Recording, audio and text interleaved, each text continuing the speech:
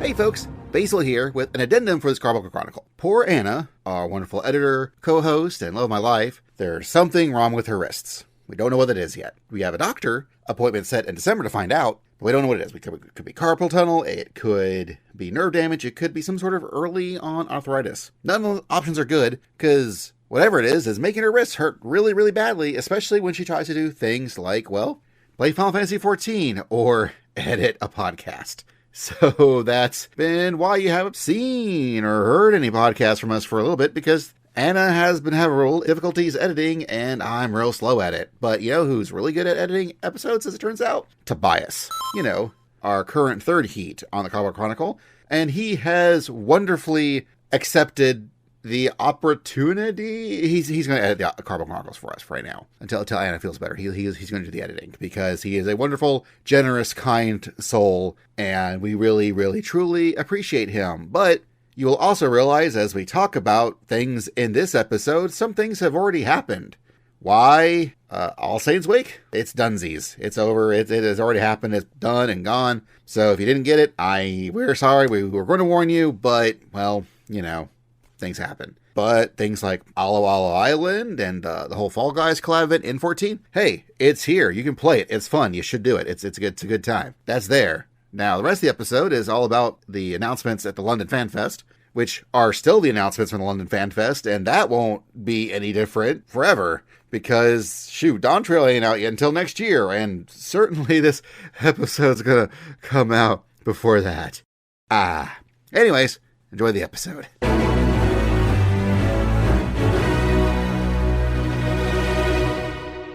2 dies? How about 2 swords? That kind of mush together and form like one big sword. It's kind of like... Anyways, this is the Carbuncle Chronicle.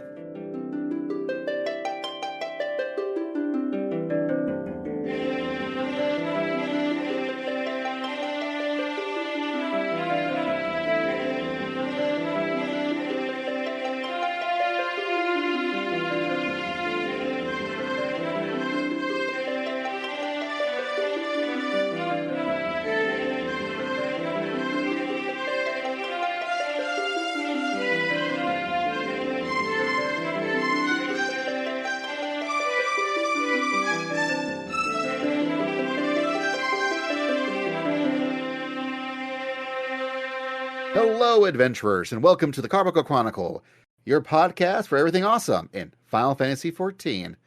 I'm Basil, and I play 4K Rydiske, a Lalafell summoner on Leviathan. I'm Anna. I play a Lalafell dancer named Cormia Rydiske. And I'm Tobias. I play Vana'diel Silvestri, also a Lalafell, but generally a paladin, sometimes machinist, maybe viper. We'll see. And that's us. However, we are also joined by a special guest. So, Cevian, please introduce yourself. Hi, I'm Cevian. Cevian works too. I've gotten used to it. I play Kuroka Nekosho, a Mikote ninja, also on Leviathan. And also I play Sevlina, a monk, on the Final Fantasy XI server, Bahamut. Used to be a Shura for a while, but I jumped ship because there's a lot of bots over there. Yeah.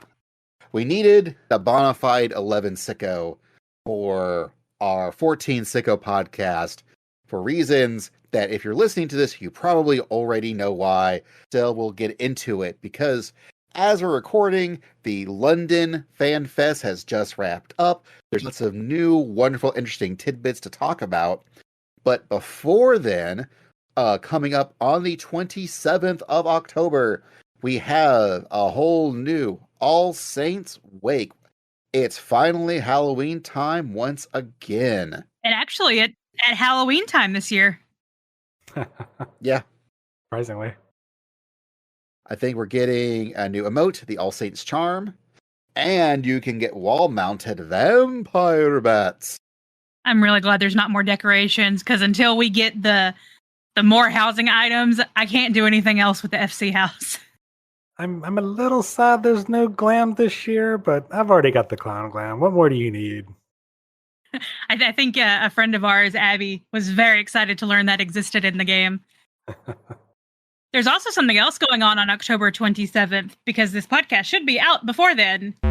that we should also plug. Yeah, Anime Week in Atlanta, the convention in Atlanta, where I will be. We are not going there. I hope y'all have a good time. I am not going until once they move, and then unless it's 2 weeks before Christmas, like the rumor is, may not go again.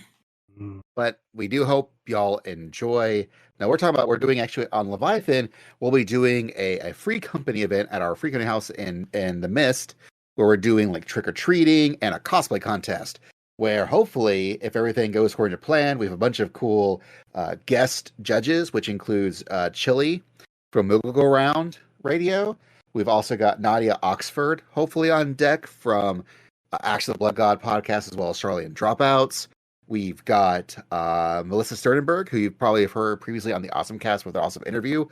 She's one of the voice actors in the newest Gunbuster dub. She also does have her own 14 free company that's based around roleplay on the Matius. And then also Addendum Stronghuge might be coming in to help us judge the cosplay contest. So it's going to be very, very exciting. It's going to be really, really fun. And hopefully everyone will be able to come and have a good time if, they're not busy at AWA. Or even if they are, I'm just saying. And for those that need to know, we will be posting a flyer for it, but we're in the Mist, Ward 17, plot number 1. I'm glad you remember that or can look at it. Well, I just walked outside of the house and it said we are in Mist Ward 17. Good. But then I think, is it? We're not number 1. Sorry, that is Basil's house. We are number 2. You can go to my house. I think my house is pretty okay, but nothing's happening there. You just like dox Basil for everybody on the internet. Everybody knows where Basil lives now. True. It's a Carbuncle house. Everybody knows it's Basil's house. Okay. Am I right? Is actually Halloween 6.51 day? Yes. Okay, I thought that was like it's about to get pretty busy in 14 because yes, on right before Halloween on 27th, there is All Saints Wake, and then a few days later on the 31st of October in the year of our Yoshi P, we've got 6.51, which brings us other things like Splendiferous tools. If you're doing the crafter gatherer equivalent of relics, that's when we'll be getting the next step for those. I'm so behind. Yeah, well, I haven't even started them, so you're more ahead than I am. We're also getting the updates to PvP, including, I believe, a new map that they've shown off before, yes, as well as what are the updates that PvP will bring. Along with that, they're introducing the latest, if you haven't listened to our previous episode, Variant and Criterion Dungeon episode, we're getting the newest one then, the Ala Ala Island, which we can hang out with the Akasadora Matsuya. Maybe he won't make his selfish this time. Right. And then, in the Gold Saucer, we are getting Fall Guys. Now, we all, Basil, Tobias, and I, all three played the Fall Guys collab on their side. I think Tobias and I Basil, we all got the Black Chocobo mount, I believe. I didn't get the Black Chocobo because that was way too much, but I did get pretty much everything else. Yeah, we played it. I thought it was great. I had never played Fall Guys, so this was a great excuse to see what it was. And I really like these type of, obstacle coursey type games. And that's one reason I've always liked Leap of Faith. And I did not think I did not even imagine how much they were going to try to make it look like Fall Guys in this game in 14. And oh my gosh, I am excited and terrified. And I will never win in the Gold Saucer, just as I never won in Fall Guys. I think I managed to eke out one single crown playing Fall Guys recently. Other than that, I was just building up the points in the crown chart to try to do things. It's a game I enjoy Fall Guys in small doses. When I was trying to grind it out, it was kind of like trying to grind out things. It was a little annoying after a bit, but maybe I don't know. Maybe in a year or two they'll do a different collaboration. We can come back to it, but I'm good with where I was. I was watching the trailer. I saw the trailer, when they showed it, but I completely you can blink and miss. They show the rewards, and the outfit looks really neat. I like the outfit. It's pink. I know some people won't like it, but I like the outfit. There's a couple little Fall Guy minions. but it looked like behind our characters, it looked like we're getting the rhino as a mount. Oh. And that gives me PTSD, but also very excited. Interesting. I noticed that Lalafell was doing the little victory dance, the little sort of... Oh, it was, wasn't it? Dance. Yeah, so that'll be kind of fun, I think. But I didn't notice the rhino. That'll be interesting. Well, it'll all probably be MGP, and so I'm just not going to get the blackjack mount for a while. I'm close-ish. I've got like 3.3 mil, but it's all going to go to Fall Guys probably. I know that I'm real close to my 2 million to get the big Cactar gold saucer mount. But again, if this is all MGP, there's a good chance that all of it's instead going to go to Fall Guys. I do want to say that our hearts do go out for poor Mediatonic, who Epic just had a whole bunch of layoffs, and a lot of them got laid off. And I'm like, man, this feels really weird now to be excited for Fall Guys coming to 14. I mean, I'm playing a bunch of Fall Guys because of 14, and now a lot of folks who probably worked on this stuff is not with the companies anymore. That's not fun. But the company's still there. People are still working on stuff, so hopefully they're going to do okay. I really, really hope that everyone who did get laid off lands on their feet, and those who are still there can still put out some good stuff. It's kind of a rough time for the video game industry as a whole. But journalist and development team, I was listening to the last week's episode of Waypoint Radio. No, Remap Radio, the new thing, and they kind of went in depth about the state of the industry, and it's a difficult time right now. So I guess to sort of round off the Fall Guys discussion, one thing they pointed out was this is going to be kind of a limited thing, and I didn't know if they were implying it would be here for a limited time or if it would be cycled in, like, you know, every few weeks. It's going to be cycled. They said it would be cycled in, like it's permanent. Okay. It'll join the rest of the gates. We don't know if it's going to be like a gates sort of situation, or if it's going to be more like the Triple Triad tournament situation, where regardless, it will not be going on all the time. You can't just hop into a Fall Guys whenever you want. They are going to have it where there'll be times where Fall Guys is going on and times where it's not. So hopefully that means that it'll encourage people to want to do it when it's going on, to make sure that we always have enough people to do stuff. Because I think it's 28 players or 24 players. It's equivalent of an alliance. Yeah, 24. That'll be going on all at once. So they definitely need to make sure they've got enough people to keep it running. So I'm pretty sure that's probably one of the main reasons why they're doing it the way they are. And this was mentioned at the keynote for the FanFest that just happened in London. So I'm going to take a musical interlude and come back talking about that keynote. We'll be right back. Once upon a time, take flight, find your wings and spread them wide. Ah, blue seas, clear skies, and boundless possibilities.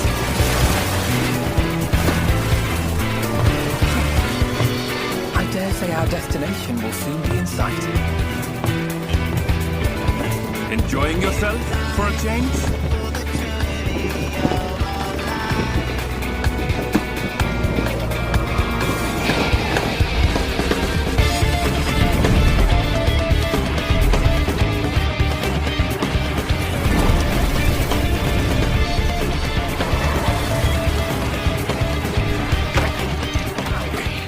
And we're back. We are talking revelations that we have learned in the London FanFest. I shouldn't say EU FanFest, because as it was pointed out online by somebody, Great Britain's not in the EU anymore. So oh, that's right.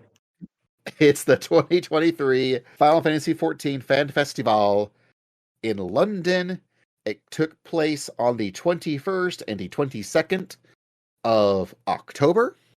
They kicked it off with a brand new rendition of our teaser CG trailer and unveiled that Meteor, our Warrior of Light, is now getting 2 swords.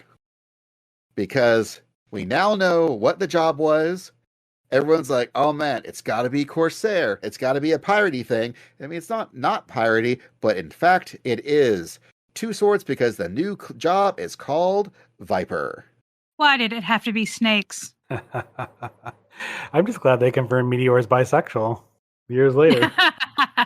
I've seen that. I've seen the dual wielding in Japanese.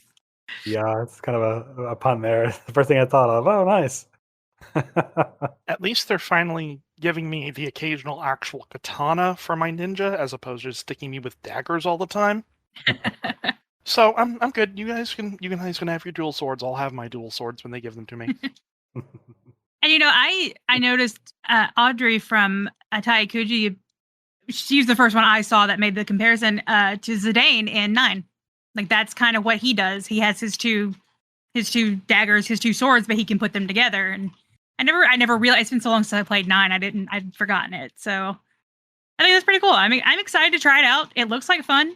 I was surprised by how much I enjoyed playing Reaper that I might be actually rating as Reaper again in the future. So, Melee grows on me. If I recall, I think Yoshi P said that going forward, a lot of their jobs would probably be more original because they've gone through a lot of the standard ones. So it makes sense that they're basing this off of Zidane from 9 when Reaper was heavily based off of sort of how Dark Knight plays in 11 a little bit more, as opposed to, because Dark Knight really uses scythes in 11. It can't use great swords because you can equip different weapon types for different jobs in 11, but scythe is like the main iconic one, and there are a lot of people who were kind of disappointed that they went with great sword for it in 14. So it's sort of that's why it's sort of a mirror to that. I just always appreciate how wrong we can be. Yeah. Because, for months since the North American FanFest, we're like, oh, he's got a gun. The thing that they're CGIing out is a gun. He's going to have a sword and a gun. And it's a pirate. It's Corsair, I'm just glad. I love being wrong when it comes to things like this. I love seeing that they're like, you think you know what we're going to do. And that's what I love about this team. They say, keep your expectations high. They know how to surprise us. They've always been able to surprise us. Exactly. It's not like we know, we not like we knew the Corsair was definitely going to be it, just like we know that Green Mage is definitely not coming. Wink, wink.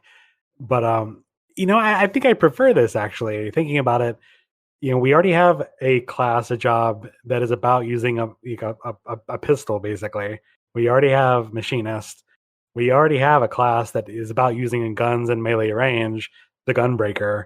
So even just kind of thinking about it, there really wasn't a place for Corsair as we saw it in 11 here without them drastically changing it.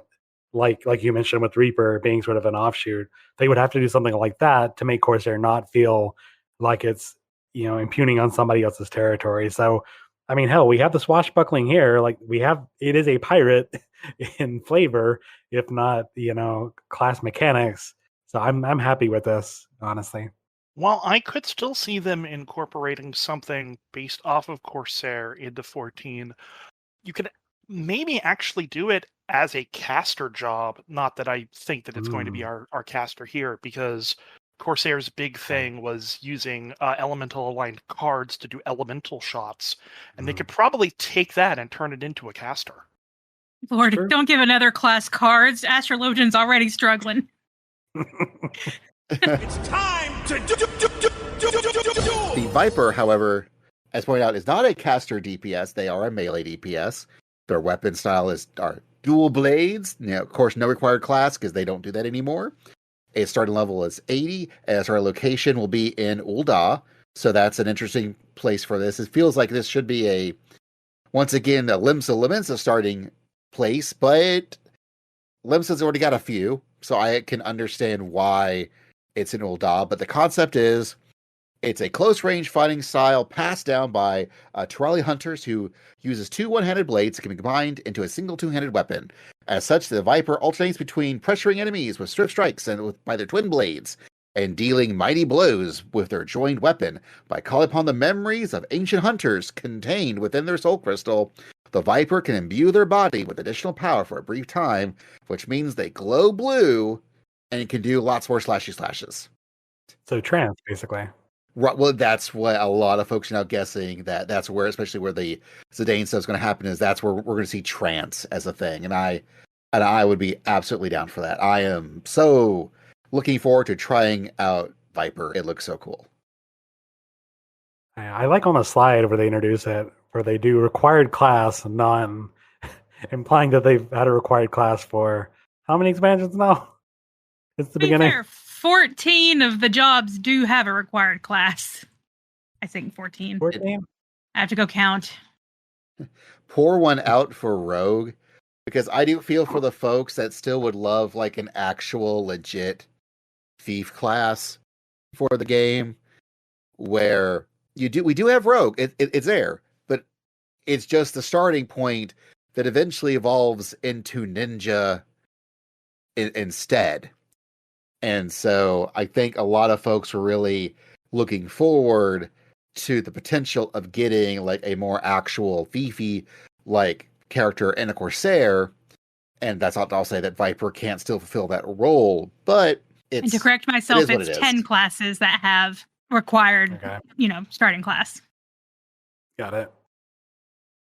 But I have jumped ahead because we still have that good teaser trailer. I just expanded on each of the Scion, except for Grahatia. Each Scion got a little bit of extension to their. Oh no, I guess Thancred and Orianji didn't either. But we got a little bit of an extended scene with Estinian, a little bit of extended scene with Alice and Ishtola, where the Nutkin has returned. Maybe going to find the golden acorn, or Thancred's going to get naked again. We don't know yet. I thought the Thancred nakedness was implied by what we see in the trailer. They like to make Estinian wet for some reason. I mean, I'm not mad about it. And then they extend the scene with our Warrior of Light. That's where we get to see him do more of the Viper things. It looks so good. I'm just really glad that Estinian, now that he's free from Nidhogg's influence. Oh shoot, that's a spoiler. I'm so glad that now that Estinian is, more or less part of the Scion's crew, even though they're not referred to the Scions anymore. He can go off and do things. He can go do treasure hunts with the rest of us. He can now run off and do random fates fighting Godzilla-looking monsters out there in the field. Like he's doing his fate, he's doing his treasure hunts. He is an adventurer, just like the rest of us. And he can get really into taking baths. Yes, maybe that's why they make him throw water on him all the time. And I'm here for it, man. Estinian, you just keep living your life. After 6.5, he's not allowed to kill dragons anymore, so he's got to go kill Kajir instead. Just to get a rush, man. I want him on my team. Yoshipi's told us the Scions are getting split up. I want him on my team. Yeah, I'm going to see how that plays out. I feel like this is just kind of like... Yeah. I think they're just kind of playing it up to get us... It's a big misdirect, and it seems like a very big, obvious misdirect. Like, there's going to be some strife in the party. Like, no, there's not. Come on. Everybody's going to be so freaking excited about this. I have a feeling that the split is going to be maybe some of the Archons that were, commissioned. Maybe they've already gone ahead. So whoever's with us when we go, that's our team. And then we're going to get there and they're going to be like, okay, now you have to fight people. And then like you show up to the arena and it's your friends. And it's like, oh, hey, okay, cool. Let's do this. So it's going to be a Thor Ragnarok moment. Where yes, exactly. We walk in and we see the Hulk and he's a coworker. Thancred walks out. Hey, he's a friend from work. Also, I'm really enjoying this new song that's slowly being built as we are watching this trailer. I know. I cannot wait for the full thing to be released. It's so weird to hear more of it in different ways, because when we went to the first FanFest, you heard that song 100 times the whole weekend. Like, it's burned into my mind. So to hear it change it's a little weird to me. Well, it's funny got a really good bass line. With Endwalker, and you probably didn't even see the original Endwalker teaser we got. The words for the song were so muffly and so like you couldn't understand it at all. It was really, like I said, very garbled. That was the announcement showcase. Then when we got to the actual online fan festival, they showed the trailer again. And I remember Yoshi P make a comment like, Soken sounds better singing in this one than he did before. But, you know, because it wasn't Soken. But yeah, so I think that's kind of how the feel is for me, in that I knew it was going to change, but I didn't know how. Now that we've seen a little more, the empty space is a little more obvious. So, like, you mentioned the Nutkin, but the Nutkin shows up, doesn't seem to be covering anybody's bits, and from what we can see, it seems to hear something. It's holding a peanut, not Thancred's peanut, and it drops it and runs away. So, like, what does that mean? Does that mean who is it running toward? Is it running toward the mysterious pair of legs in 6.5? Is it running toward Kryl, who we haven't seen at all, that we should see? Because Kryl, we see her at the end. Like, Kryl's a big part, hopefully more of a big part for this. Is why would a Nutkin be running toward Kryl? Is she, I don't know, maybe a master of animals, animals otherwise known as beast? Is she a beast master, maybe? No more pet jobs. Hey, we'll get there. No, she's the new caster, and I can't wait to see that reveal. That is going to be such a good reveal. It just struck me as odd because, like, they showed all this before. We saw, like, Alice catching the fruit. We saw, everybody hanging out. But, like, the Nutkin just shows up, serves no purpose in the little narrative of the trailer before running off. So that's what I'm really focusing on. What does the Nutkin mean, man? What does it mean? I love how some people are saying we haven't seen Alphino because he's in the level 100 Sage gear. Like, we get to see, like, a snippet of him, like the bottom of his coat. But yeah, I thought that was funny. Yeah.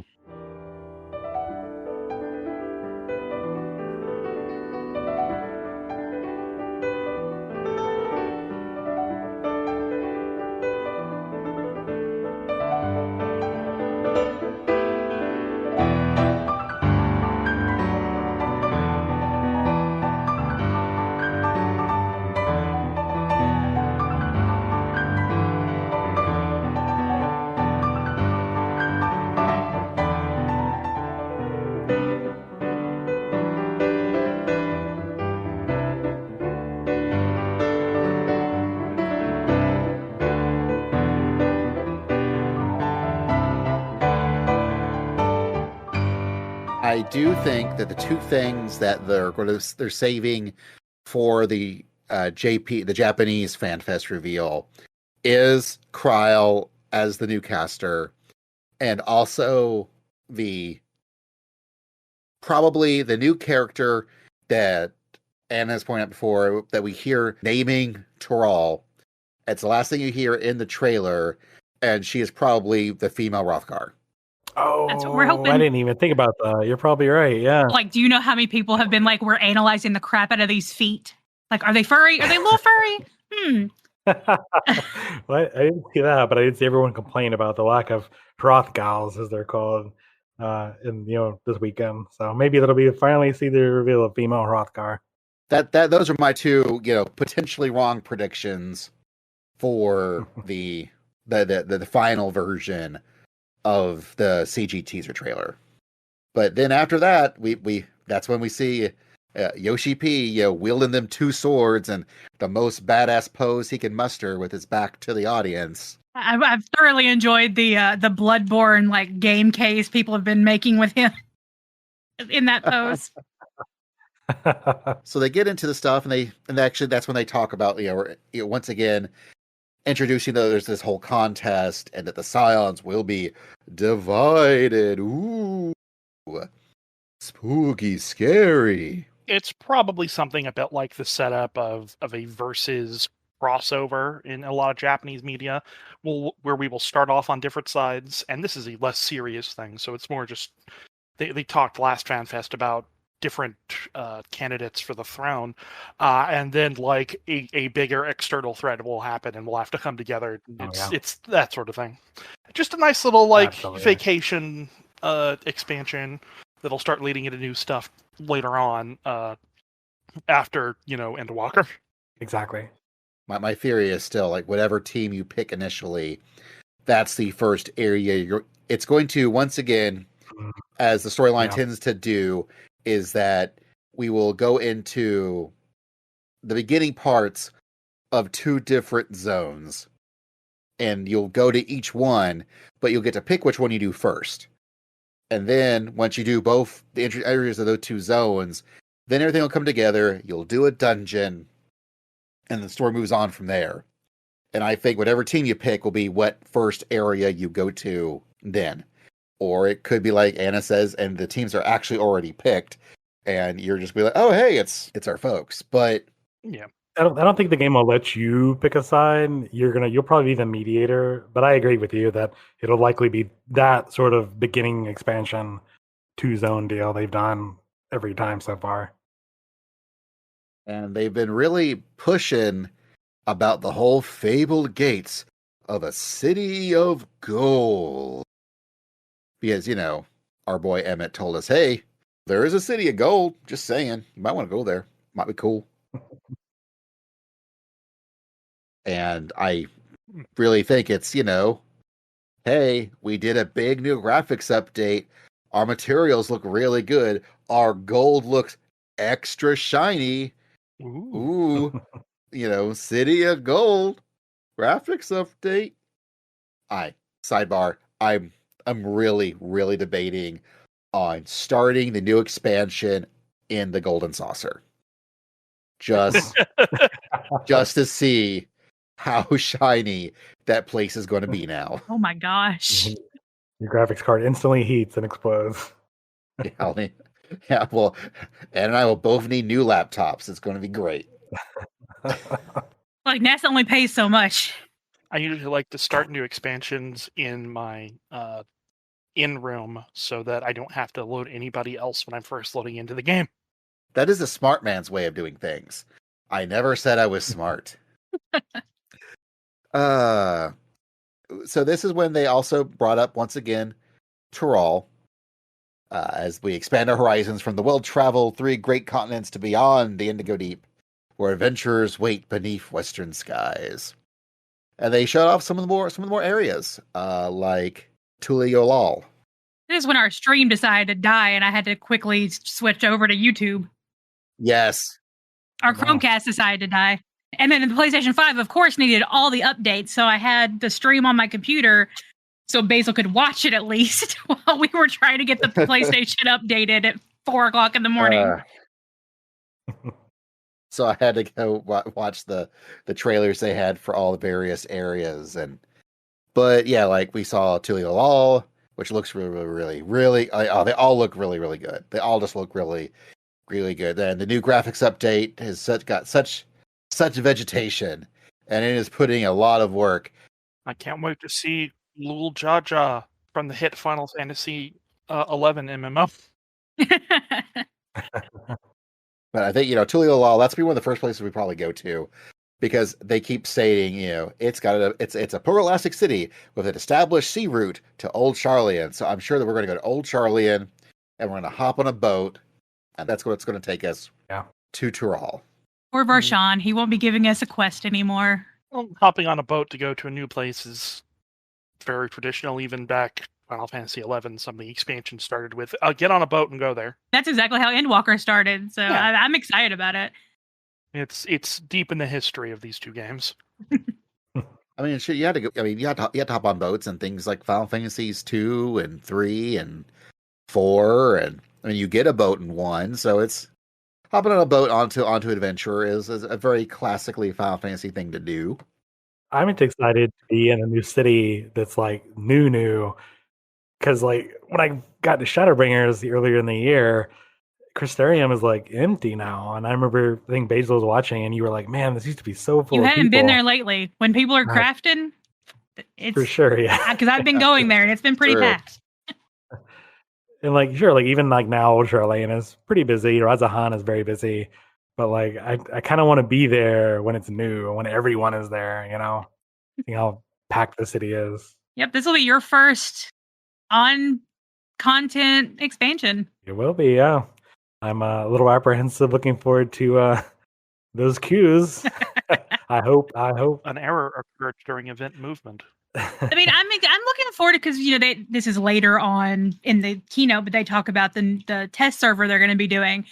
I'm excited, Yeah. and it's going to be Thanksgiving week for us, so I'm excited to do that. I want to be a part of that because I think that that's going to help a lot with the issues we had with Endwalker.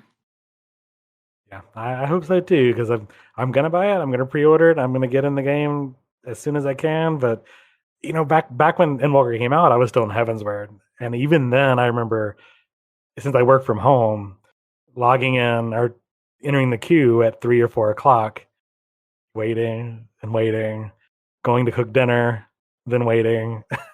Oh yeah, before I can finally log in. I only took off that Friday and Monday, and we didn't get that far into the story because Basil couldn't play most of, I believe it was that Saturday. I couldn't play most of that Sunday because we got kicked off or something and couldn't get back in, or that Monday even. And then I went back to work. And so because queues were still so bad, for about at least 2 weeks, he would start logging me in 2 to 3 hours before I got off work. And so I was actually logging into the game as I walked into the door from work.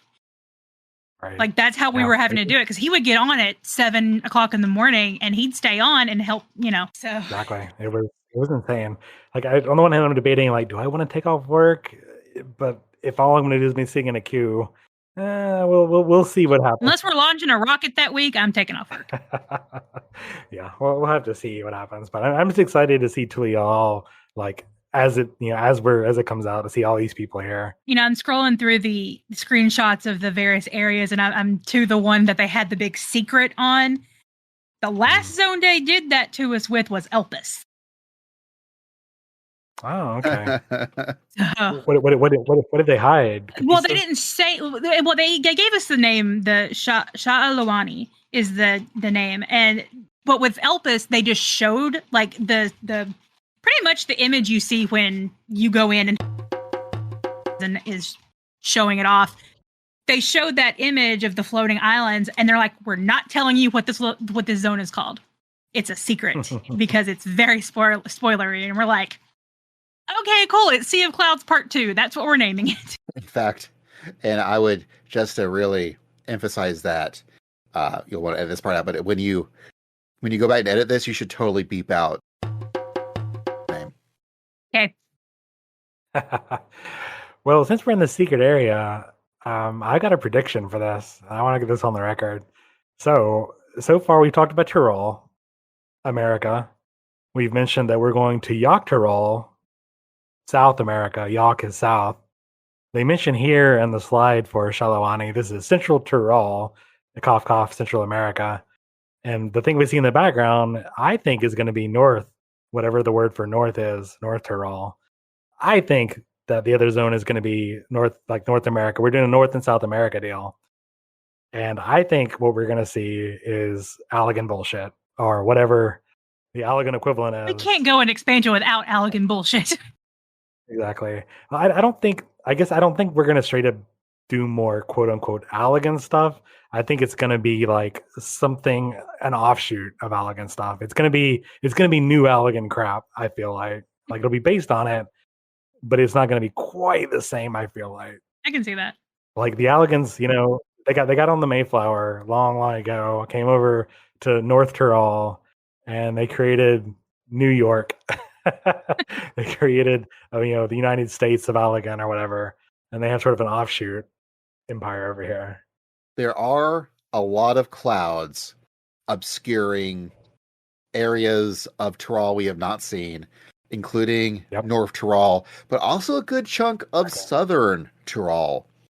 So there is a lot of space that they could cover if they so want to.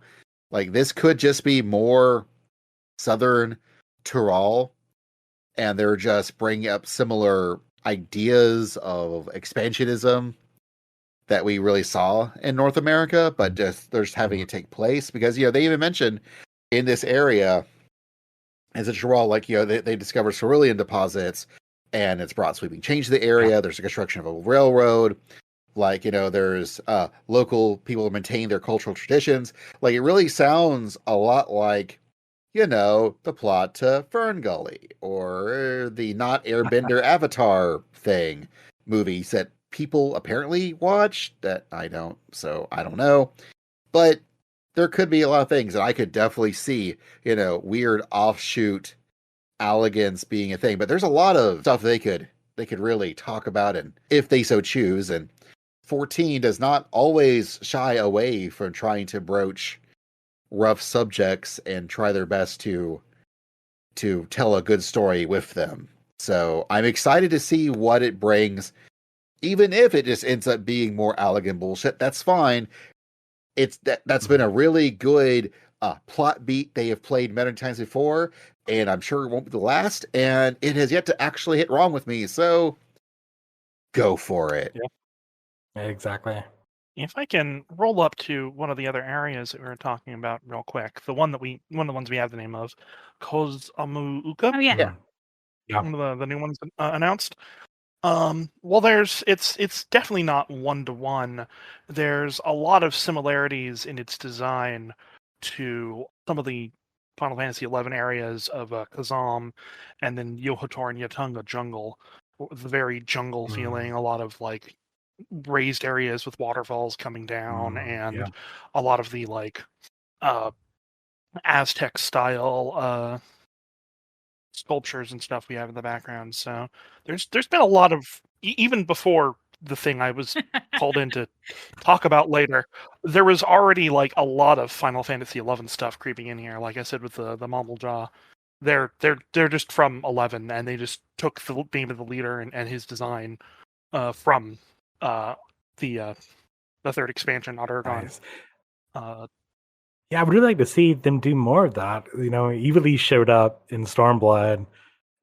Aside from the raid, like it's there. We know Evilise is on Aetheris. It would be great to see a lot more of 11 stuff bleed over outside of just the thing. Like I would love to see it. Well, there's a lot actually. Yeah. if So one of the things, if you know. So as long as we've been playing 14, especially Anna and myself, Cevian's been playing as well, and we have known Cevian, especially I've known Cevian for a very, very long time. And playing this game, he has pointed out many times, like, "Oh, that looks like this thing 11, or that looks like this thing 11." There is a lot of 11 DNA that lives throughout Final Fantasy XIV, and not even just Eureka, the exploratory zone, that was designed to, that was built around the concept of, we know you guys like 11 stuff, so we decided to build a whole new zone and play style that is designed to be not dissimilar to 11, and to sort of inspire 11-esque feelings. And I know that a lot of folks who has seen a lot of the stuff that they showed off in Tural have also thought, "Oh man, this looks really, really 11-ish, at least in visual designs." And that isn't even before, stuff that we'll be talking about pretty soon. So 1.0, which was literally designed more around the idea of a 11 2.0, but they just so completely missed the mark on it, even according to people who played 11, where Yoshi P came in and, well, y'all, if you're listening to this podcast, you know that story. I'm just saying that, yeah, there's a lot of 11 DNA in 14 before this expansion, but there's definitely a lot in this expansion. Yeah, even like not just this expansion specifically, but like earlier back in the in this patch series, the dungeon that was added with 6.1, Uzdal's Legacy, a good chunk of that is just referencing the salvage area in Final Fantasy XI.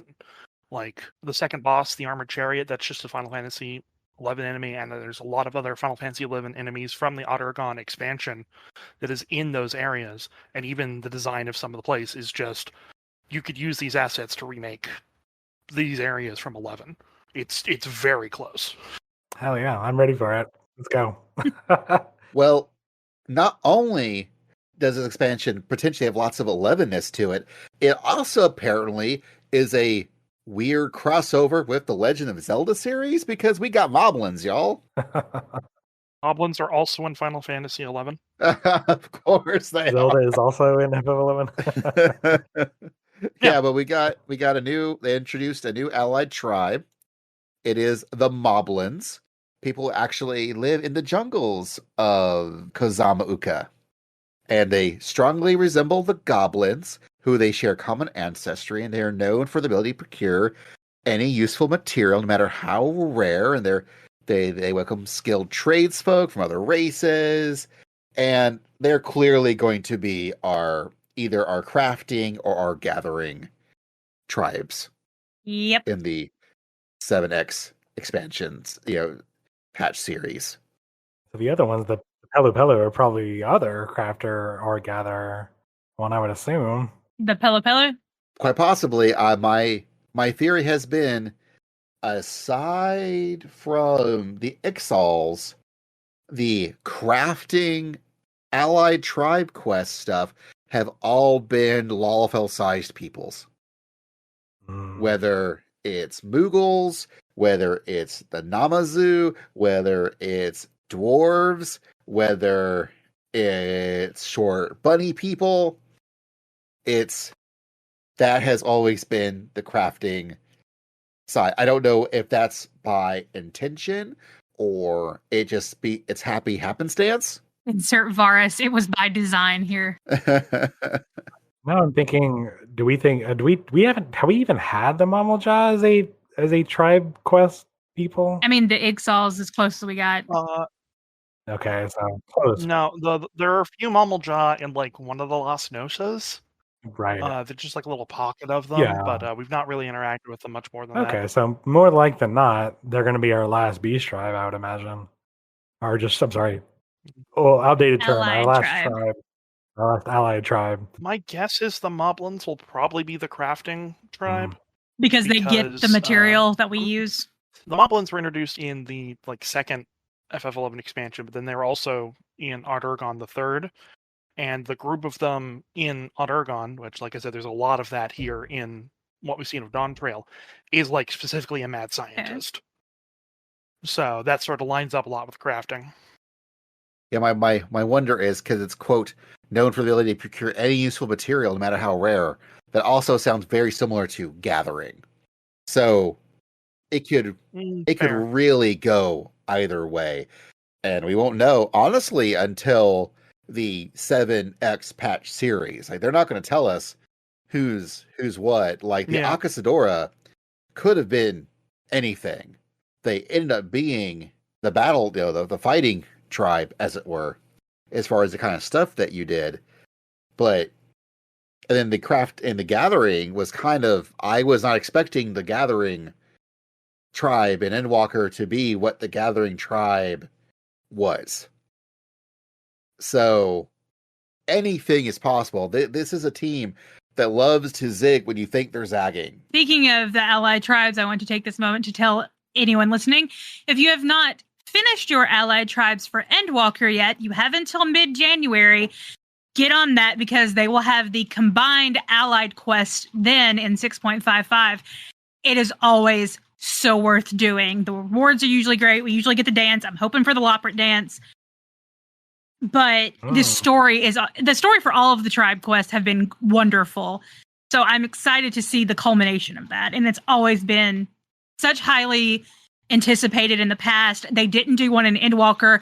And because of the feedback they got from us on how much we loved those, that's why it's come back for Endwalker. Or Shadowbringers, I believe I said that wrong. But it's come back in Endwalker because there wasn't one in Shadowbringers, and we really, really missed it. Also, I'm sure we covered it. Sorry. I know for a fact that we covered this in the previous Keynote podcast, but the level cap has, of course, increased to level 100. So now we are in the triple digits, and of course, things that we are used to having be around. We are getting, we're getting more fates. We're getting hunts. We're getting the treasure hunts. We're getting treasure maps. questing side quests. They're working on a new deep dungeon and things, but we're also getting new dungeons because, of course we are. But those are some of the fun screenshots that we got, like, a boat crawling through a river. I love how everyone was like, "Oh, we're going to Florida." Oh, yeah. No, Yoshi P, don't send me to Florida. I think it's funny. I don't know the complaints of like tank pacing. Like they're gonna, all right, this is what we're gonna do. You're gonna get on the boat. You're gonna take every mob that we send you when we send you. Well, there's a screenshot later where they show like a hallway and a door, and then another hallway and a door, and then obviously a boss arena. And I saw someone take like paint and was like, "Pull to here, second trash, pull to here, boss fight." I'm like, they're finally like, okay, here's how far you're allowed to pull, so you don't kill everybody. Yeah. But yeah, it's they got some real cool looking locales. They've gotten, the 14 team has gotten really good at making really good tubes for us to funnel us through. And as long as they keep giving me really cool tubes, I'll keep on going through the tubes. Including one that really, really looks like, I think someone mentioned, it looks kind of like the someone inside of someone's computer. Yeah, you got the cooling fan on the left, you got the water cooling on the right. It definitely could be. Yeah, it could be that new Allegan stuff that we haven't seen yet. Who knows? Who can say? I've seen a few people try out the name Midgar, and I don't Basil think it's gonna be. I don't think it's straight up gonna be FF. Like we're gonna get FF7 stuff eventually in the game. Like that's coming at some point in the future. I don't think we're gonna flat out see a Midgar as part of a main story. But, I think they're taking maybe some influence for that. So this is what I'm thinking, is we're seeing maybe not traditional Allegan stuff, but we're going to see like new Allegan kind of stuff show up as the antagonist, I think. Which ties into the very next thing you're going to share. Speaking of antagonists. Yeah, which is probably our first trial. The Eliminator. You cannot assume that, because they did that with Anima and the Magus sisters. They showed us both of them, and we were like, "Oh, those are going to be trials," and they weren't. Yeah, I saw something on online that said Eliminator kind of looks not unlike Sephiroth. So we know Sephiroth is Mericidian. So I know people are hoping for Mericidia stuff. Well, could be. The name just cracks me up. Man, as much as I was excited for the potential of Mericidia, now that I know that we're going to Tyrol, once again, I'll say I really just want to be in Tyrol. I do not want to go globetrotting, not when you've given us a whole continent that we could play around with. Let's play around here. Let's this all looks so cool. It looks so neat. It could be so interesting to do something that's so away from everything else that, people kind of consider it. It's a whole new world. It's a new set of continents that barely anyone has really messed with too much. Like, this is such a great time to do something new and really see what things could be. Right. So far we've got, Tulial is the city, of course, but we got Cosmo Uka, the first one. Then we've got Shaolani. That's 2. We had another one at the NA FanFest where the Pelo Pelo are. I can't remember the name of that one. Yogg-Trol. That's 3. Oh, no, not Yogg-Trol. Oh, crap. It's called something a little. It might have been Yogg-Trol. No, Yogg-Trol's the whole continent, I believe. Yeah. And Tuliyola is the main city. Yeah. I remember the other name you're thinking of. I just don't remember what it's called. Yeah, so that's 3 right off the bat. We generally get 6 in an expansion. Well, we've got the one we don't know. Oh no, we know that one. We know the name at least. Yeah. It's like, I'm with Basil. Like, I really hope. I'm thinking they're going to do North and South America, and we're going to see both areas, and that's going to be the remaining 6. I think if we were going to get Mericidia, they would have done more Asdaya stuff and made that tie into the story at the end of 6.5, but that doesn't seem to be the case. That's going to be on the back burner a bit, I think. I feel like. I do too. So yeah, my current bet is North and South Tyrol. They showed off the Urkupacha? Urkupacha, yeah. That's the name. Yeah, that's it. That's the name, yeah. I would guess that we're gonna fight Yama. What's the first threat they showed in the first one? Yeah, Vagandra, something like that. I Oh, can't the remember. the dragon. Yeah. You remember the one from 6, I think. Yeah, the Valley Garmanana da. Yes. So But- I think that Yeah, try talk. yeah, I think that's gonna show up in Urkapacha. We're gonna see Eliminator and the mysterious Allegan place. He's gonna be tied to the mysterious Allegan place. Those are my bets so far. There was also Yaktiel. Okay. There's Yaktiel. So Oh. technically, We may know they all might of have them. shown us 5. So they potentially have now told us 5 potential zones already, and that last zone is probably going to be a secret, like where they're not going to tell us, and we're going to find out, and we're going to be like, "Holy shit!" Because What'd that you would do, probably be Elegance? the end hub, most likely. Oh yeah, it could be this futuristic city. I'd be down with that. So yeah, I guess we'll see. I guess we'll see as far as that goes.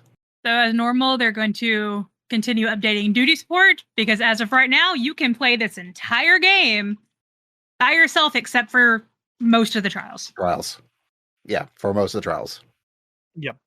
And for those, give them time. And They all Yeah, I know somebody who heard, oh, hey, I don't need to play with people now. It's like, no, you still have to do the trials with people. They lied to me. They said I could play the whole game by myself. You can do the MSQ by yourself. Important distinction. Well, there's still trials in the Yeah. MSQ. Oh, There's a that's few. right. Yeah. Never mind. Yeah, you're right. But it's a whole lot of it. The vast majority of it is now potentially single player if you want it to be. And then eventually you will have to do Crystal Tower, which they're probably never going to add duty support to with people, and that is required for story. There is a part of me that would not hate if they were to try to redo Crystal Tower to make that happen, just because I've now seen how they reinterpreted dungeons to make use of duty support. In large, all those dungeons have come out better for it, with more interesting boss fights. I would love to see a reinterpreted Crystal Tower series that actually has more designs that are more analogous to more recent Alliance raids. That'd be kind of cool. I would love to see them update other stuff to become more in line with stuff they can do now, because they've gotten so much better at it because they've had so much more experience doing things. And maybe if it was better fights and better content, not that it's bad, but you know what I'm saying? Like it could really drive people's interest in doing Crystal Tower, but actually enjoy it and not just do it because it's easy. Well, I think if people were able to even do Crystal Tower how it was when we did it initially on release, that had some really fun mechanics, and we wiped a bit on them back then, but you don't even see even a third of them now. Yeah, I wouldn't even mind if they did things where it's the same mechanics, only slightly interpreted, but have them come up on a quicker pace, so that you actually have to do the mechanics that they introduced as concepts. That'd be kind of cool. Where if you'd actually had to do the cool hopping from stage to stage with the second boss in Circus Tower, for example, that would be actually kind of neat. But who knows? Who knows if they'll ever go that far? 14 was still really trying to find itself mechanically back then, and during Heaven's Sword too. So them going back and sort of touching things up, even for side content like that's required now. But for stuff that's not just strictly the And they have MSQ gone back dungeons. for certain things like I know with Circus Tower with the stack markers, just more unifying the markers. However, there is still one thing that you can do in Circus Tower with stack markers that you should not do anywhere else, and that's stack the stack markers. You can do that in Circus Tower, but you should never do that anywhere else in this game, and that Yeah. probably does confuse people. Yeah, Yeah. they've really refined their language of game design for how they show players how to do stuff since then. So some more adjustments and stuff would be really nice. But you know what's also refined? The new gear they're showing off. It is very refined, very snazzy. Very steampunky, very westerny, and that sort of fits the theme with some of the zones we've looked at. Some of the new, it looks like artifact gear possibly looks really cool. I'm excited to get my hands on those and see how they die with 2 dies. Oh yeah. Oh yeah. The second slide here, or the third slide that's got what looks like job Oh, gear that with monk Monk one and Dark looks. Knight. I think that'd be Dancer I think there in the so. red dress. And then White Mage Yeah. on the left. Really reminding me of Terra from Final Oh Fantasy yeah, it VI. does. Really good. Can't wait to see what new summoner horn I get. That you can for wear with this glasses. expansion. That I can wear with glasses. Yeah, you know it. Or with that expansive new lifestyle content. They mentioned Ishgardian Restoration and Island Sanctuary in the same breath as for explaining what the expansive new lifestyle content might be. And that it's going to be designed for a bunch of people to be around in this one. So I don't know if that means that it's like Island Sanctuary, but it's going to be really encourage a lot of people to be in the same spot, or if it's going to be something more like the Ishgardian Restoration. That's probably definitely going to be like a JP FanFest revelation. Oh yeah. And then the new variant dungeon, new 8-player raid, new ultimate raid. That does say new ultimate raid singular. I know some people were concerned about that, though I know some of the ultimate raiders are like, that's fine. After top and DSR, they're like, that's fine. We're good. Just one. Well, yeah, I think a lot of folks that... I know I've heard some people pretty upset about it. Well, I also know a lot of ultimate raiders who got kind of burnt out having to deal with 2 ultimates. Those are a lot. And they can... Yeah. So I think it's fine if it's only just one ultimate raid, especially if they're trying to top themselves with top and DSR, like but maybe, but I'm not like super hardcore RBG gamer raider. Well, and guys, if they adjust, which we'll find out the 31st, if they are adjusting the Criterion Savage drop rates or drop rewards, if they're adjusting those to be way more like sought after, those kind of savages could also take a place for those high-end raiders, because those come out more often, but they're also almost not difficulty-wise, but you're having to have the same stamina for the savage version of Criterion that you have to have for an ultimate. It's a good chunk of time, 20 minutes that you have to be in top form. You can't screw up, you can't die. So I think if they can make that worthwhile, I think that will help the fact if there is only one ultimate raid, I think the high-end raiders will be satisfied with Savage 8 raid, 1 ultimate raid, and then Criterion Savage raids. I think they would be feeling good with that.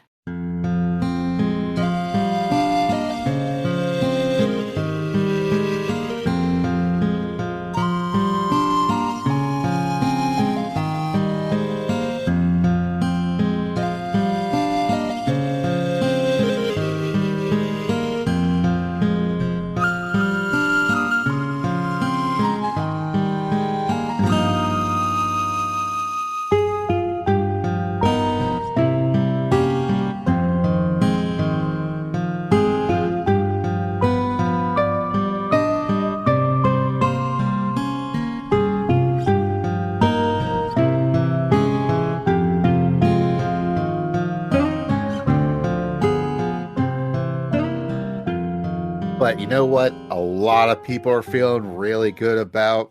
They announced the new Alliance Raid series, and it's called Echoes of Vana'diel in Alliance of Final Fantasy XI. And that's why we brought on Cevian, because I did put a call out to Twitter and to Blue Sky on our Carbuncle Chronicle channels. What are people looking forward to the most? And universally, it was the FF11 stuff. I've not played 11. I'm excited about it because I know, a little bit about it from Cevian and from other friends that have played 11 and for what little bit has been in 14. And, when they said it was going to be more Final the most Final Fantasy of Final Fantasy Alliance raids. I was like, okay, I don't know what that means, but combining it with the other Final Fantasy MMO, I think it's gonna be fun. There's a lot that they can pull from it. I mean, Absolute Virtue's really infamous, and no, he's already in 14. The other big mega boss that sort of has that vibe with him is Pandemonium Warden. They could bring him in here, but he's from Ot Ergon, the expansion that we're already getting a lot of inspiration from. So they might be able to find a way to slide him in here already, if they want to, after having just, dealt with Pandemonium. God, please, no more. No more. No more. It's okay. He's a very different kind of Pandemonium Warden. But there's a lot. There's a lot of stuff I'd like to see. It's vague enough, and what little bits of information there are connecting 11 and 14 together is vague enough that it's sort of hard to really pin down whatever they're going to do. Like this, they're just like, here's the name of the raid series, and then the Final Fantasy XI 20th anniversary key art. So we can't even really pull anything from the art because it's art that we've known for a couple of years since the 20th anniversary got announced. It's really funny. Two friends of the show, Alex Fraioli of No More Whoppers, he's really like, man, make Vana'diel a shard. Make Vana'diel a shard. And another friend of the show, Victor Hunter from Charlie and Dropouts, is like, please don't make Vana'diel a shard. Please don't make Vana'diel a shard. Please don't make Vana'diel a shard. And they're both two guys who used to be, well, Victor is currently really into 11 now, and Alex used to be into 11. So it's really funny to hear two guys I know who have a lot of experience with 11 have diametrically opposite opinions of Vana'diel as shard. The way that I see it is, if they go, oh, this shard is Vana'diel, I'm gonna say that's not my Vana'diel, because my Vana'diel works differently on an entirely metaphysical level than 14 does. Like, what elements are associated with light and dark are different. That level of metaphysical, so it physically cannot be the same location. I do feel this is not dissimilar to how they tackled Ivalice. Yeah, it's probably just going to be Final Fantasy XI related stuff is just going to show up or be homaged, because like they're doing with stuff in the main story, with just like the Mamalja are here and there's a Gulul Jaja. That has been around actually since AR. If you remember one of the optional dungeons, the Wanderer's Palace, hard, you actually had to fight against, one of the two-headed Jajas who came over because he was trying to create a bid for succession to become the leader of one of the areas in Tyrol that we're actually going to go deal with as part of our plot line. I could absolutely see, much like how in 14 there is an Ivalice, and there are events that happen in an Ivalice that are not dissimilar to things that happened in 12 or in Tactics. But it's still a different Ivalice than 12 or Tactics. It's just very, very similar. It's just really well interwoven into 14. I could see the same thing here, where there could be chunks of Tyrol that are like really reminiscent of a Vana'diel. Perhaps one of the things we'll discover is that Vana'diel, perhaps maybe it's a shard, maybe it's eons ago, and it's just been, blasted over hundreds, if not thousands of years into the past. So it's not nearly as recognizable, and we're just unearthing, relics of Vana'diel in Tyrol. But I think one of the things that we can all agree on is that there is a very rich vein of cool armor sets that they could bring forth into this game. So what I really want to know from you, Cevian, is what armor sets would you like to see reinterpreted in shiny new 14 graphics? Give me the Usokane Taramaki set. I'm posting an image of it here now. I have to remember to post some of these images for, that's like an image gallery for, oh yeah, that looks pretty cool. I haven't looked. Is that the set that Yeah. everyone wanted from? There are probably a lot of sets that people want. There's a lot of iconic gear. Until like the last few years, 11 didn't have anything like a glamour system. So a lot of gear just got famous because it was really good and people wore it all the time. And a lot of the stuff that's in Eureka, like the Scorpion harness, is just it had like plus 10 accuracy on it, and accuracy is really important, so people just wore it all the time on like the 10 jobs that could equip it. So it just became well known. I've seen people post in various other Discords that what could be, things that he would like to see. Like, I believe friend of the show, Strumgard, mentioned Homan would be a cool set to include. I'm not sure what Homan is as far as 11 goes, but the picture that they posted looked really, really cool. Oh yeah, it's another one of the Art Ergon gears, if I remember correctly. No, it's from Proto Omega, but it's a lot of nice looking gear. Thing is, they've also just ported a lot of the 11 gear over as sets already, so it's sort of like, is this one in there yet? Yeah, so I don't think I've seen a lot of the Empyrean gear carried over. Here's and with the Empyrean gear, they really we were sort of reinventing what job gear looks like. It's like the third set of artifact gear. So there's Summoner I just posted now. Ooh, and honestly, that kind of looks like stuff we might see in Tyrol. Like, that would be really neat to see reinterpreted in our new Vidya game. Like, oh, that's a really cool like bard looking glamour like there right there. That looks. I would love to see any of this stuff in 14. Honestly, it looks all really cool. Yeah. But I'm glad that they have a really good excuse. Are there any particular zones or areas that you would like to see reinterpreted graphically, visually? One area that I really think that we're going to get is probably Zarkabard and Castles of All Baileys, because that's sort of like the last couple of areas of the base game, like before even the first expansion, where you go up and you fight the Shadow Lord, who's one of the like big antagonists of the game. And having an iconic fight against the Shadow Lord in 14 would be very, very, very strong callback for them to do. And they'll probably have to mess around a little bit with how he came about. Well, I'm sure they'll also do a really good job of massaging whatever lore they need to make this work.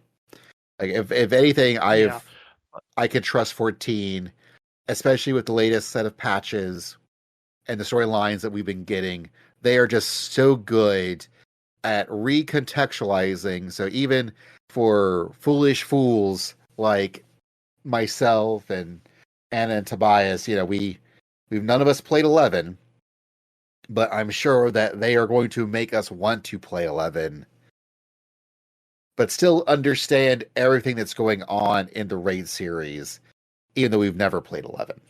Hybrid sub, please. Hybrid That's please. That's what I told Basil. If they did that, I would give it a shot.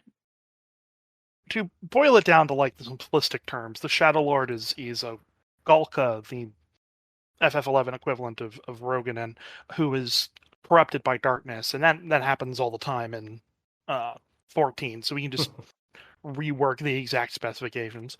Although if he does show up, I hope he gets his full armor that he only gets in the past, because there's a time travel expansion for 11. I know there's some comparisons with the Shadow Lord and the Shadow. God damn it, Cosmo. There were some comparisons with the Shadow Lord and the Shadow Keeper from the first, even though that was really just kind of a reference more than, or like a skin deep reference more than a full thing like this. I'm sure that they would be able to reinterpret these bosses and stuff more fully. Yeah. The thing I'm really looking forward to the most, and they say this on the slide, the phrase "in alliance with FF11."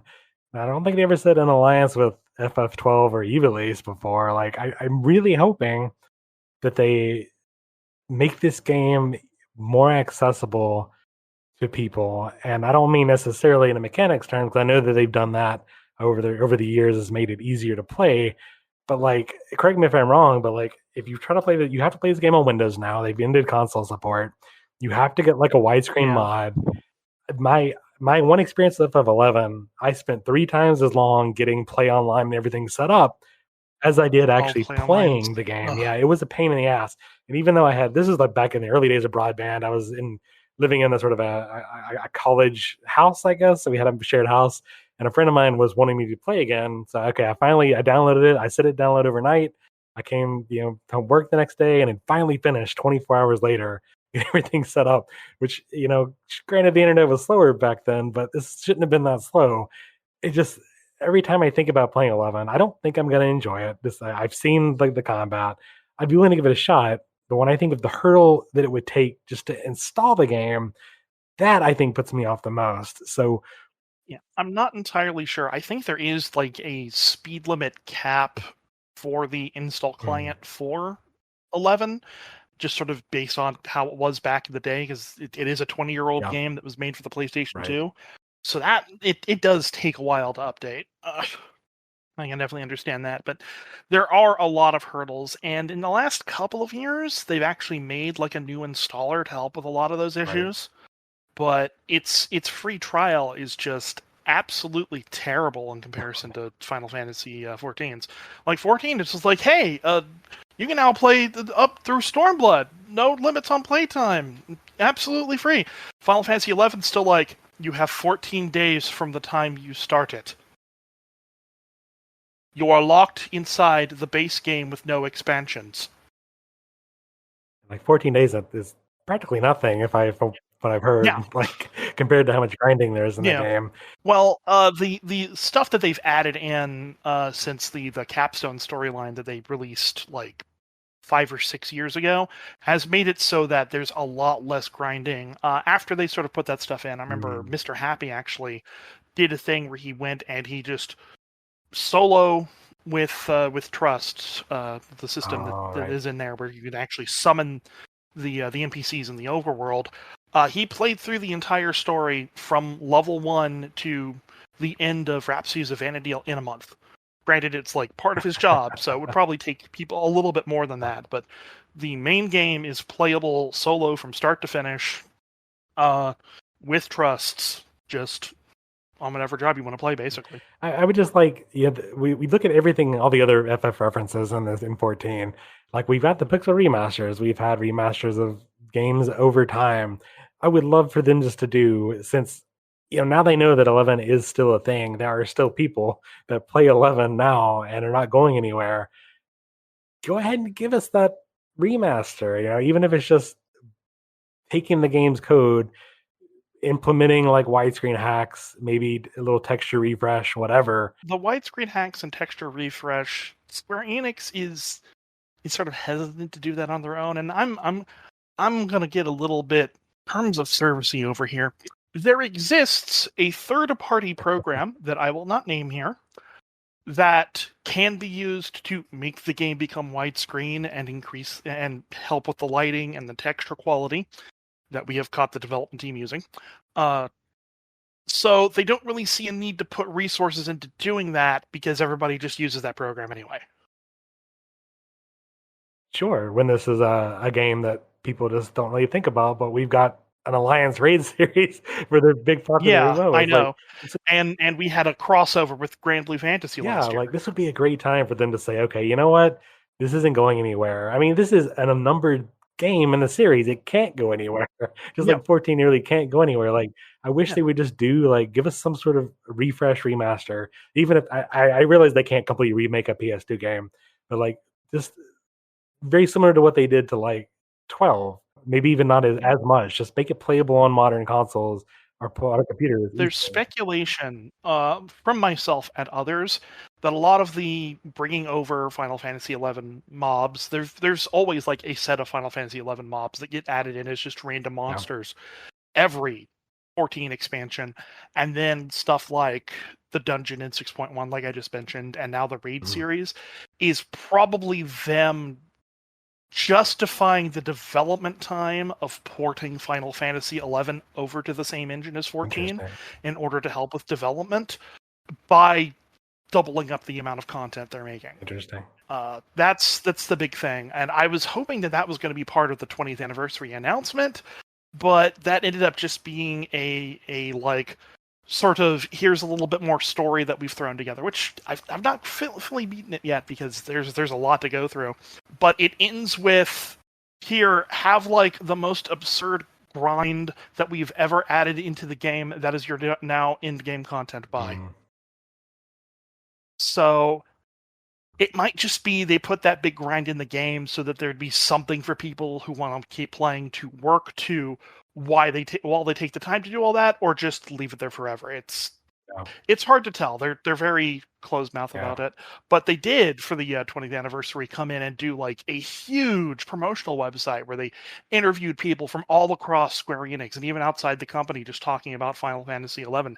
And there's a lot of really good stuff in there. Like they brought in Yoshi P, and he talked about how they don't actually have like an engineering team for Final Fantasy XI right now. They just have the 14 team, and they just lend people out when they need them because 11 is just on such a skeleton right now. It's kind of bad.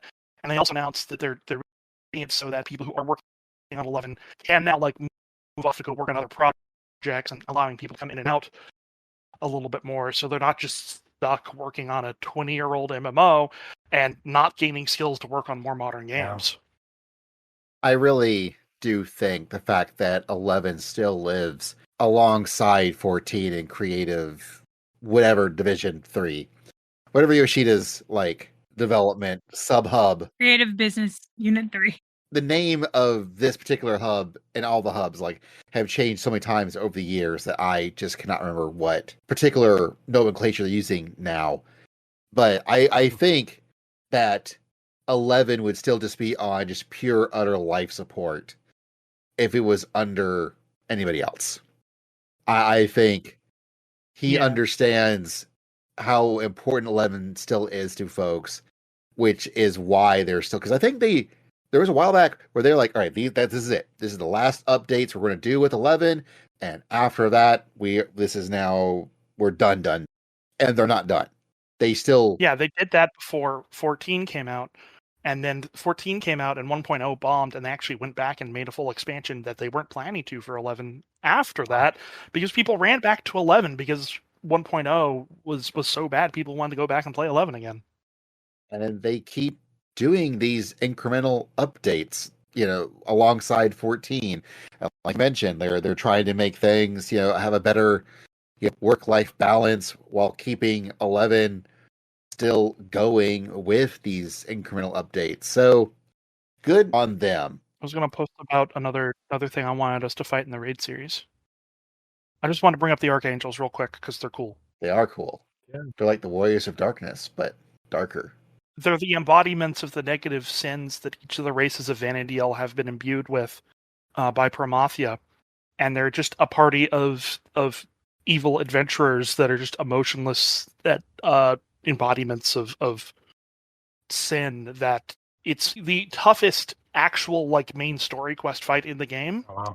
To where you can fight them all separately instead of fighting them all together in order to progress through the story, because of that how hard the fight against all of them together is at the same time. The raid series needs to have these guys. So they're definitely showing up on them. The new one. I just think it's funny that everybody complains about no exploratory zone in Invoker, but it's been there the whole time. It's called FF11. It's called Play Online.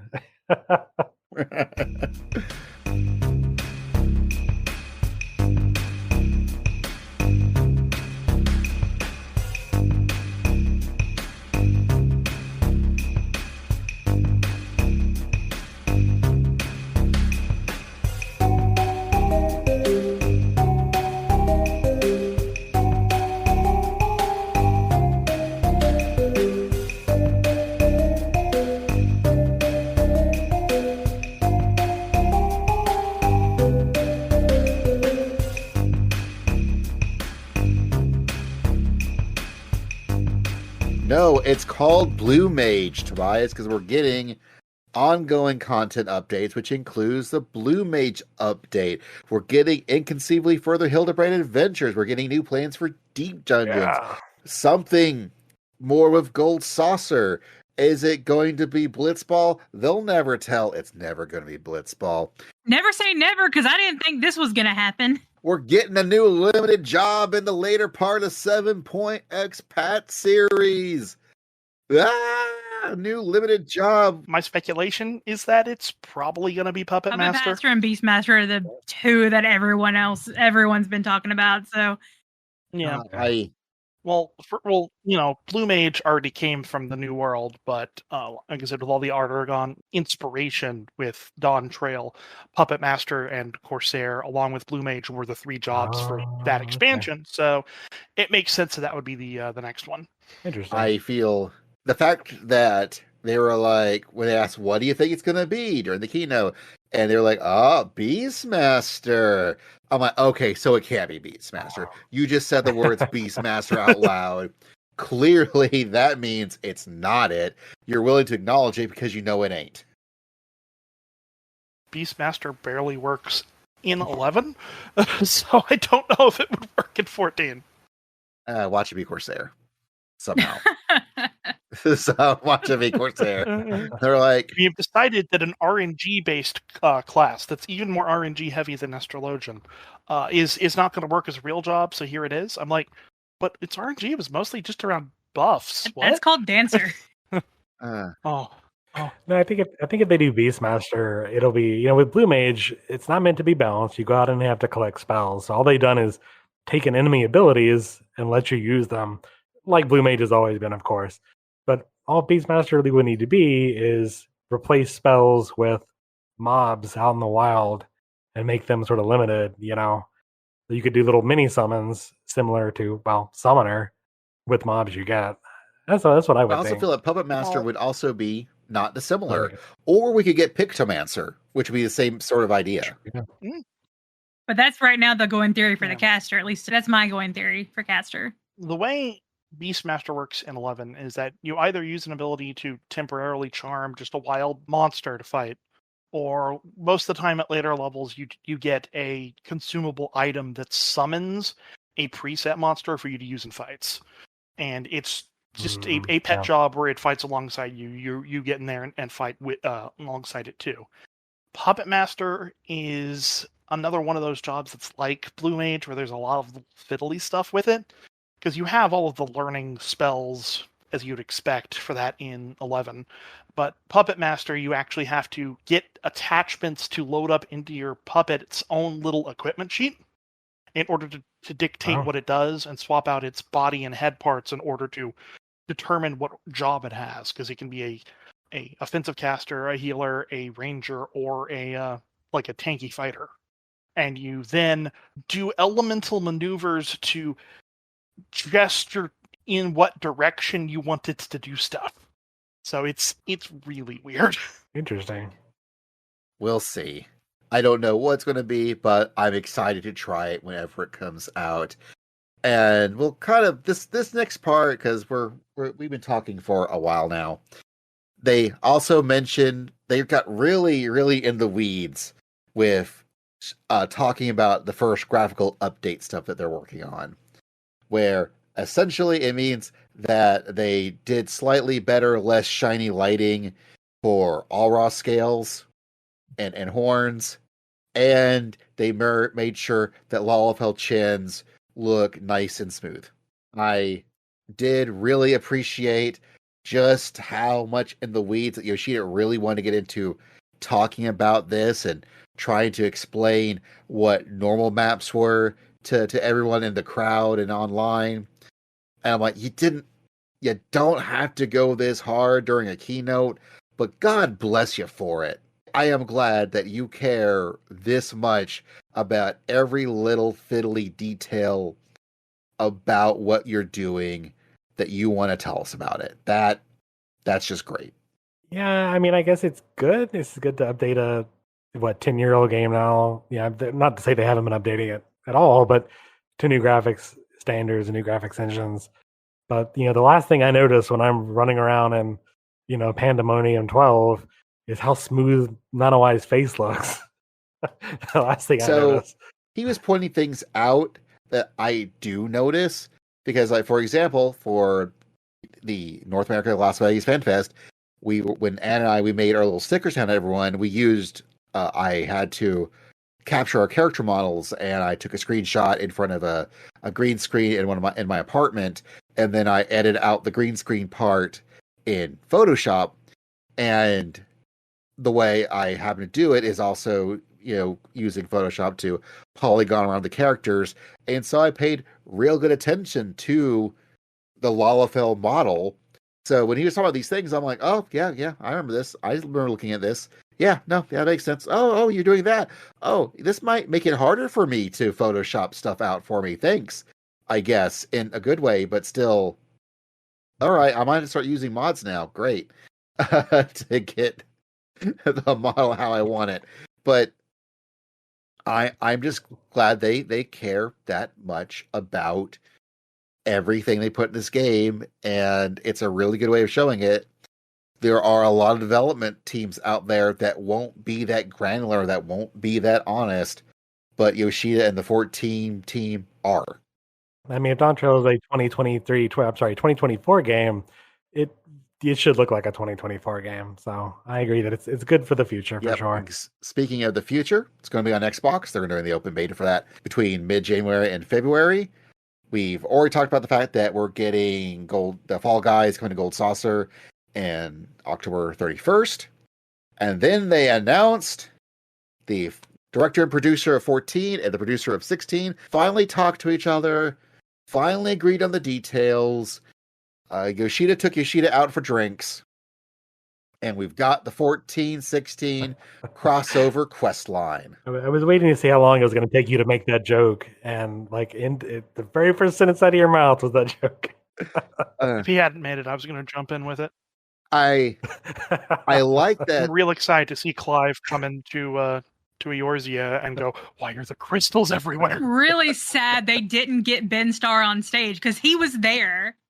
Oh man, yeah. Anna hated that. Well, she loved for everyone there, but hey, the fact that they were not there in a FanFest because they all live in Britain anyway, so it's really easy for them probably to hop the train over just to hang out at FanFest. But yeah, we're getting the 14/16. I like how they refer to it as the crossover quest line. So it sounds like something that's just going to be in the game. It doesn't sound like it's going to be like a time thing like 15 was. It sounds like it's just going to be in the game. Also, they might add something into 16 because they added something into 15 when they did the crossover event too. Right. So since it's being set up as a crossover quest line, there might be quests in 16 because they said they're going to be doing DLC. Yeah, I could see that being part of their DLC. Yeah, but we're getting like Torgal as a mount, as a minion. We're getting Clive's outfit. A lot of people excited about that. Looks like we're fighting Ifrit, which is what Anna was saying from like the get-go. Is what they should be doing, and they're doing it. I'm hoping they do a Castrain Rolls of the battle themes. Oh yeah, that's what I'm hoping for. Yeah. As you know, the composer for FF14, the composer for FF16, they should go out and talk about it. I'm curious as though if it becomes a permanent thing, because of course the Monster Hunter collaboration is a permanent feature, but like 15 had a quest line, but it's not a permanent fixture, even though it should be giving away those cars. But I'm really curious to see if it does stick around long term. We'll see, because I don't know, because I think when they announced the 15, they announced it as like a crossover event. They didn't say crossover quest line. So the phrase crossover quest line makes me think this might be more of a permanent additional thing. Kind of like how alongside the Rising this year, they included a Louis Soir quest line that I think is still in the game.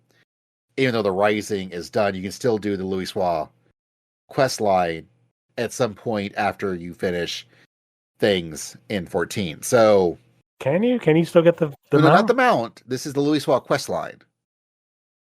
Like there was an extra quest they had in Ul'dah where you kind of followed through Louis Soir's adventures in 1.0, and they sort of explain what the backstory of Louis Soir is.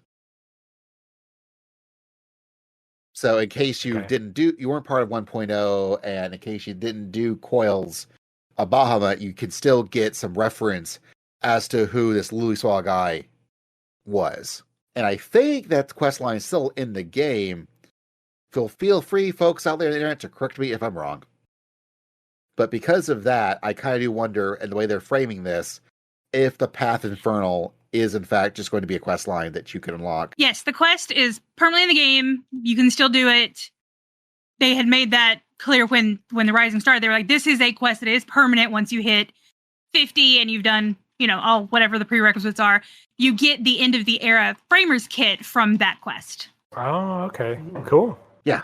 Also, what you get is a cloud data center stress test. They are trying something new.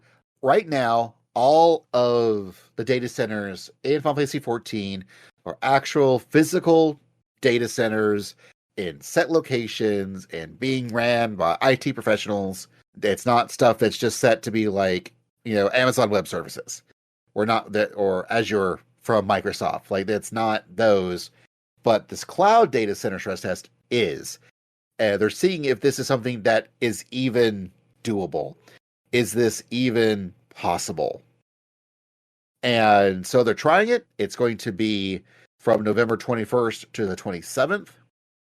They are only doing it for the physical locations, North America and East Coast. They're only doing newly created characters. And the character created data will be deleted at the end of the test. Data center trial will be unavailable for this, as well as the backup configuration settings feature. But however, they are also getting automatically Tales of Adventure items for main scenario and all jobs for Shadowbringers, as well as 50 million gil for your characters. And they really just want you to try out the game.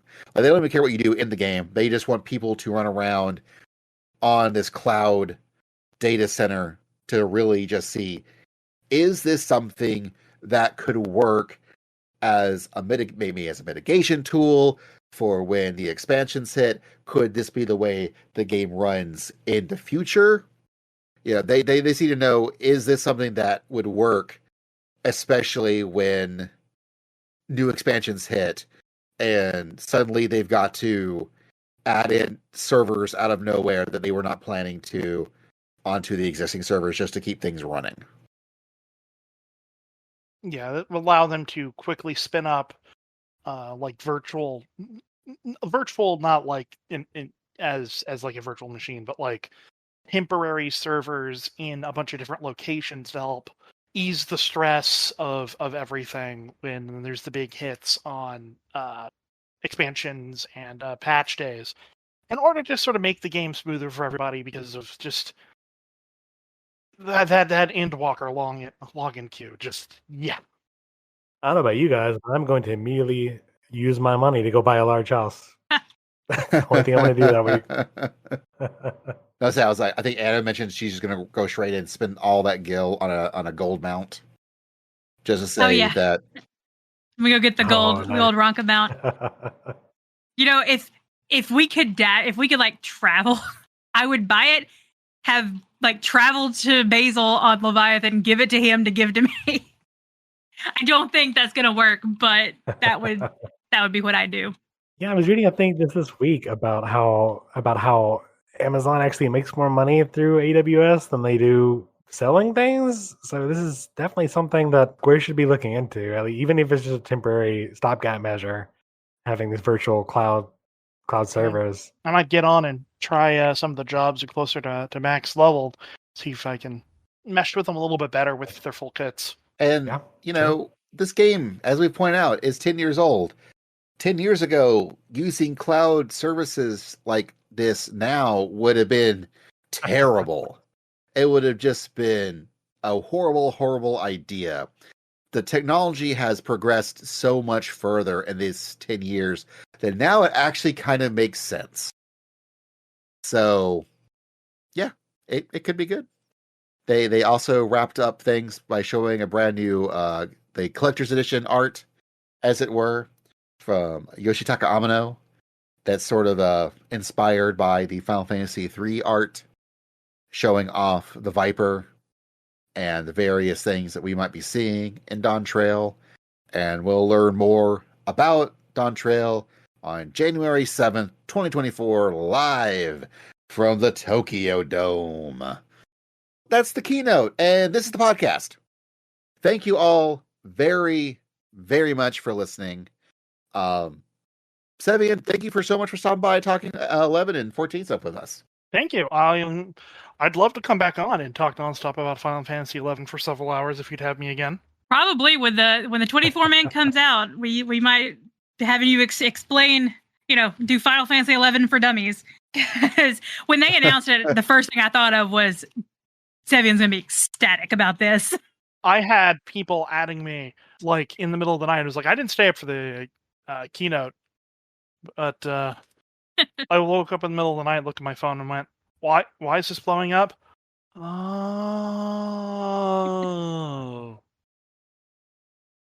you guys need to play Final Fantasy XI now. Well, like I said, if they do the hybrid subscription, I will give it a shot. Yeah. So really, the thing was when 11 first came out in America, a lot of people looked down on it, for being an MMO, and that sort of thing happened again when 14 came out. But then 14, after like A Realm Reborn and then in Heavensward, it really started to change the narrative and like, oh hey, it's good now, and now it's really popular. 11 never really got that sort of redemption story, even though it really needs it. So I really hope this gives a push and Square Enix really like does what they need to do in order to help it get the vindication that it's never been able to get. I agree completely with it being a numbered entry. It's something that needs to stick around for a long time, especially with this stuff. Like I would love to actually dig in to play this game if they made it easy for me to do so. Yeah. And speaking of easy things to do, tell us where people can find you online out there on the internets. Well, I have I'm still calling it a Twitter account at Cevian Sprider. I'm also on Blue Sky, just Cevian there. I stream on Twitch occasionally at also just twitch.tv/Cevian. I play a lot of RPGs over there. Nice. As always, this is a production of the OSMcast. It is edited by Anna. The theme song for the OSMcast is made by DG Inabito. You can find his stuff at dginabito.com, but the Carbuncle Chronicle version of the theme has actually been remastered and redone by Anna. Check out our YouTube pages, both for the OSMcast, but also for the Carbuncle Chronicle.